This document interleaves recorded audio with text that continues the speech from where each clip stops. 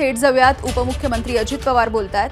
काल जी काही घटना घडली ती घटना घडल्यानंतर मी ट्विट केलं, एकनाथरावांनी केलं, सीएम साहेब डावसले होते तिथनं केले, आमच्या सरकारच्या वतीनं गुलाबराव पाटील आणि गिरीश महाजन साहेब ते स्पॉटवर गेले. तिथले आमचे आयुष प्रसाद कलेक्टर, पूर्वी आपल्याकडे सीओ होते, ते तिथे ते या ठिकाणी गेले आणि लगेच कामाला तिथं सुरुवात त्या बाबतीमध्ये झाली. आपल्यालाही माहिती आहे की या घटना अतिशय दुर्दैवी आहेत, परंतु तिथं माहिती घेतल्यानंतर असं लक्षात आलं की उदल कुमार हा 30 वर्षाचा राहणार भिंगा, जिल्हा श्रावस्ती, राज्य उत्तर प्रदेश, हे लखनौ येथून लखनौ ते मुंबई ही पुष्पक एक्सप्रेस जी गाडी आहे तिथं 21 जानेवारीला ते 9:25 मुंबई येथे पहिल्यांदाच रोजगार मिळवण्याच्या करता, जसं मुंबईमध्ये अनेक जण रोजगाराच्या निमित्तानं येतात तसे हे उदल कुमार निघालेले होते. त्यांच्यासोबत त्यांच्या पत्नीचे भाऊ विजय कुमार हा देखील होता. ते दोघंही सर्वसाधारण तिकिटाने सर्वसाधारण बोगीच्या वरच्या आसनावर बसलेले होते आणि त्यावेळेस रेल्वेच्या रसोई यान बोगीचे चहा विक्रेते यांनी आग लागली अशा पद्धतीनं तो ओरड केली आणि त्या आरोळ्यात त्यांना ऐकू आले, त्या उदलला पण आणि त्याच्या तो विजय कुमारला पण. आणि ते ऐकू आल्यानंतर त्यावेळेस पूर्ण बोगीत गोंधळ उडाला आणि त्यांच्या बोगीसह आजूबाजूचे बोगीमध्ये सुद्धा गोंधळ उडाला, कारण त्या बोगी एकमेकाला लागूनच असतात. त्यावेळेस काही प्रवाशांनी घाबरून स्वतःचा जीव वाचवण्याच्या करता गाडीतनं दोन्ही बाजूला उड्या मारल्या आणि तो प्रयत्न ते करत होते, परंतु गाडीचा स्पीड होता आणि ट्रेन खूप वेगाने असल्यामुळं इतर प्रवासी गाडीतून खाली उतरू शकत नव्हते. त्यावेळेस कोणीतरी प्रवाशांनी स्वतःचंच डोकं चालवलं आणि साखळी ओढली.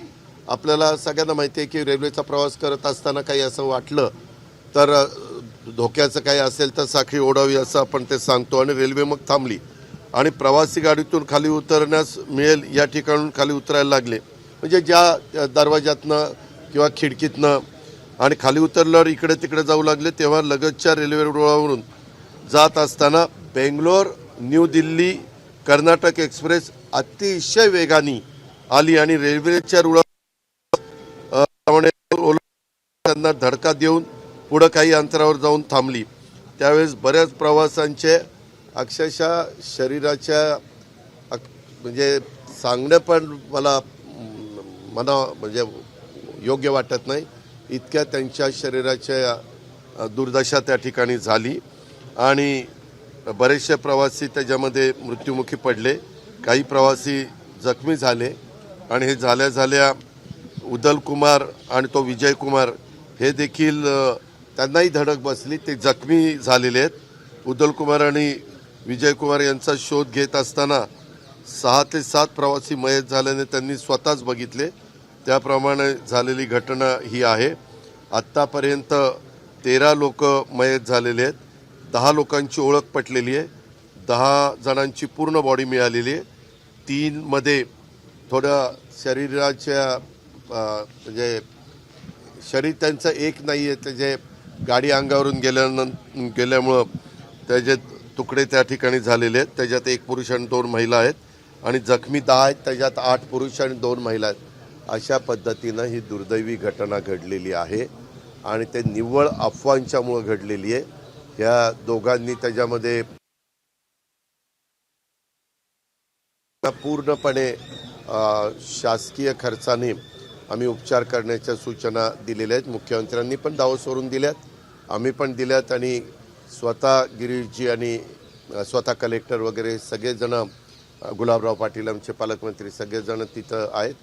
नंतर काही तासांनी मात्र त्या दोन्ही रेल्वे ज्या भागात जायला पाहिजे होत्या त्या भागामध्ये गेल्या आणि तशा पद्धतीनं पुन्हा हे पूर्ववत पदावर ट्रॅफिक त्या ठिकाणी आलेलं आहे. म्हणजे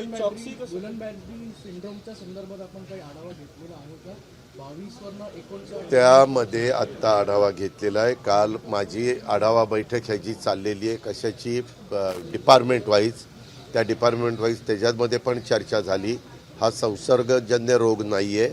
मी डॉक्टर लोकांना पण सांगितलं, CS ला म्हणजे सिव्हिल सर्जनला पण सांगितलं आहे आणि आत्ता आम्ही कलेक्टर, CO आणि बाकीचे पण सगळे आम्ही अधिकारी होतो, तिथं पण चर्चा झाली. त्याच्या संदर्भामध्ये काळजी घेणं हे महत्त्वाचं आहे. त्याच्यावर बरीच वेगवेगळ्या प्रकारची चर्चा पण होती, अफवा पण होती. मी म्हणलं की तुम्ही एक प्रेस नोट काढा आणि ती प्रेस नोट प्रेसला पण विनंती करा, इलेक्ट्रॉनिक अँड प्रिंटला, आणि ती प्रेस नोट त्या ठिकाणी द्या. म्हणजे एक घबराटीचं वातावरण आपल्याला नागरिकांच्या मध्ये पाहायला मिळतं. ते घबराटीचं वातावरण राहणार नाही.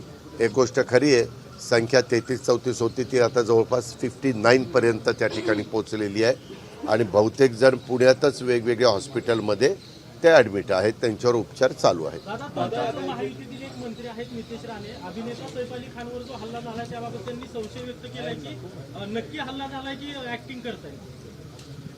का मी तुम्हाला पत्रकार मित्रांनो मागेही सांगितलेलं आहे की मी तुमच्याशी बोलताना राज्याचा आता उपमुख्यमंत्री म्हणून, एक पालकमंत्री जिल्ह्याचा म्हणून बोलतो. तुम्ही असं वेगवेगळ्या व्यक्तींनी कुठं स्टेटमेंट केलेलं असेल तर खरं कालच ते माझ्याजवळ बंदरे आणि 2 डिपार्टमेंट त्यांच्याकडे त्याचा आढावाच्या करता आलेले होते. मला ह्याच्याबद्दल काही माहिती नाही. मी त्यांना विचारीन. आता प्रत्येकाला, तुम्ही अनेक पत्रकार आहात, एखाद्या पत्रकाराच्या मनात वेगळं काही आलं तो त्याचा त्यांनी जर काही त्यांच्या मनात असेल तर डिपार्टमेंटला सांगावं. मी पण डिपार्टमेंटला फार तर सांगेन की असं कोणाच्या मनामध्ये शंका कुशंका असेल, वास्तविक ती व्यक्ती सापडलेली आहे. ती व्यक्ती बांगलादेशमधनं आलेली होती. ती एका मुंबईच्या बद्दल आकर्षण बहुतेक सगळ्यांना असतं, आजूबाजूच्या देशातल्या पण काही लोकांना ते आहे आणि त्या निमित्तानं ते आलेले होते. परंतु मुंबई एकंदरीत बघितल्यानंतर त्याला परत त्याच्या बांगलादेशला जायचं होतं, म्हणून त्याला 50,000ची गरज होती, पण मागताना त्याने 1 कोटी मागितले. हे सगळं मीडियाच्या पुढं आमच्या पोलीस खात्याने सांगितलेलं आहे आणि जे काही आत्तापर्यंतची माहिती आहे त्यामध्ये अजून तरी तसा क्लू मिळालेला नाही आहे. कदाचित काल सैफ त्यांच्या घरी स्वतःच्या जात असताना त्यांची तब्येत किंवा त्यांचं एकंदरीत जे काही कपडे वगैरे होते ते बघितल्यानंतर बाबा यांच्यावर काही दिवसापूर्वी असा हल्ला झाला तर तब्येत पण आहे, ते घडलेच ना. कारण नंतर त्यांनी, आमच्या डिपार्टमेंटनी पहाटे त्याला तिथं घेऊन गेले होते. तू कुठल्या बाजूने वर गेला, कसा गेला, कुठला जिना वापरला, कुठल्या डकमधनं आतमध्ये शिरला, तिथं शिरत असताना ते घर कुणाचं आहे हे तुला काही माहिती होतं का? तर तो म्हणला मी अजिबात ह्या कुठल्याही गोष्टी मला माहिती नव्हत्या.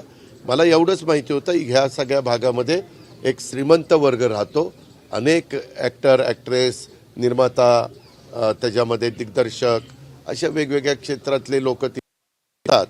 अशा पद्धतीने त्याच्यामुळं मला हे तुम्ही विचारल्यानंतरच कळलं. मला काही माहिती नाही. माझी आता पुढच्या मीटिंग असल्यामुळे मी निघतो. अरे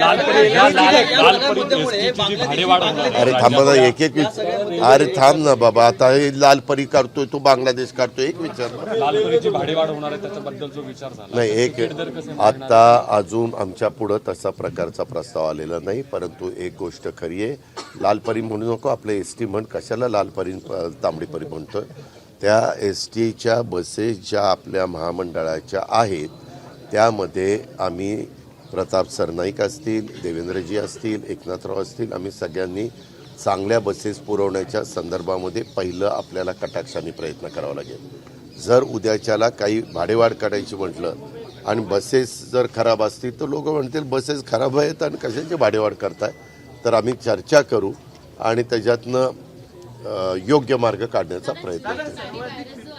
सिंड्रोम जो आहे तो दूषित पाण्यामुळे पसरतो असं TMCला संशय आहे आणि नांदेड किंवा क्रिकेटवाडी या सगळ्या परिसरात एका विहिरीतलं पाणी जातं आणि ती विहीर दूषित असल्याचं सांगितलं. ह्यामध्ये ताई आपण सांगितलंय तसं ज्या ज्या गोष्टी वेगवेगळ्या, एखादा नवीन गोष्ट आली, करोनाच्या काळात पण करोना आल्यानंतर प्रत्येकजण आपापल्या परीनं सांगायला लागला, रेमडेसिवीर घ्या, अमकं करा, तमकं करा, बऱ्याच गोष्टी सांगितल्या. नंतर सिद्ध झालं की या सगळ्या चुकीच्या होत्या, वेगळं काही करायला पाहिजे होतं. वॅक्सिन निघाल्यानंतर नाही का ह्या गोष्टी आल्या. तसं ह्याही संदर्भामध्ये हा एक नवीन आजार आलेला आहे. त्याबद्दल प्रत्येकजण आपापल्या परीने सांगते. पण काल आढावा घेत असताना संबंधित खात्याचे मंत्री प्रकाश आंबेडकर साहेब पण माझ्याबरोबर होते, सचिव महोदय पण होते त्या सगळ्यांनी सांगितलं की ह्या संदर्भामध्ये घाबरून जाण्याचं कारण नाही आणि त्याची खबरदारी आपण घेतोय, लोकांना जागृत करण्याचा प्रयत्न करतोय. लोकांनी कुठलंही पाणी पिताना काही इकडनंच आल्यानंतर असं प्यायलं पाहिजे असं नाही. उकळून पाणी प्यायलं तर बरेच आजार होण्याचा गोष्टी थांबतात. दादा विशाळगडावर तुम्ही मागे गेला होता, आता हिंदुत्ववादी संघटना अशी मागणी करतात की विशाळगडावरचं जे रेल्वे दुर्घटना मी म्हटलं की अफवामुळे झालेली घटना, तर अफवावर जे ज्यांनी पसरवली मी सांगितलं ना, त्याच्यामध्ये ते दोघंही ऐका ना, उदल कुमार आणि विजय कुमार हे दोघं जखमी आहेत. त्यांनी केलेलं त्या ह्याच्यामध्ये तो एक चहावाला होता, त्यांनी ते हे केलं, गोंधळ उडवला आणि ह्यांनी ते सगळीकडे पसरवलं. हे सगळं झालेलं आहे. त्या गोष्टी पुढे होतील. पहिल्यांदा जे जखमी आहेत त्यांना जखमीमधनं कसं बरं करता येईल हा प्रयत्न, आणि दुर्दैवाने ज्या काही दुःखद घटना घडल्यात त्यांना त्यांच्या नातेवाईकांच्या ताब्यामध्ये देऊन बाकीचा जो अंत्यविधी करावा लागतो त्या गोष्टी करण्याचं काम पहिलं प्राधान्याने त्या ठिकाणी चाललं आहे.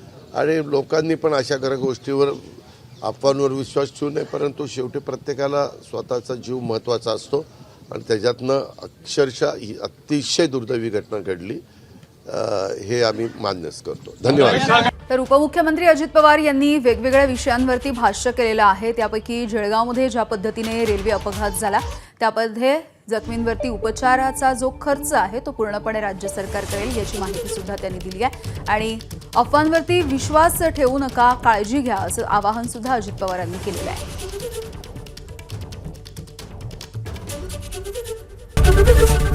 एबीपी माझा, उघडा डोळे बघा नीट.